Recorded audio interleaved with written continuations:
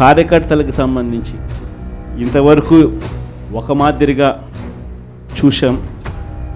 కార్యకర్తలను ఇక్కడ కాదు, కార్యకర్తను ఇంకా గొప్పగా చూసుకునే కార్యక్రమం కూడా జరగాల అని చెప్పి కూడా ఆలోచన. మీ అందరికీ కూడా నేను ఈ విషయం భరోసా ఇచ్చి కూడా చెప్తాను.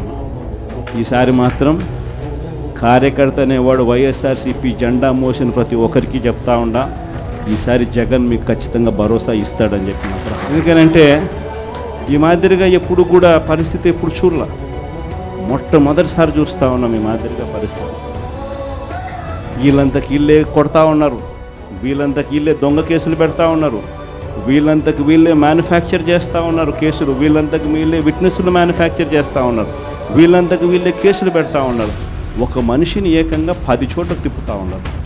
శ్రీకాకుళం నుంచి మొదలు పెడితే కర్నూలు దాకా ప్రతి జిల్లాలోనూ 4 రోజులు 3 రోజులు పెట్టుకుంటూ తిప్పుతూ పోతా ఉన్నారు. ఇది నిజంగా మారాల.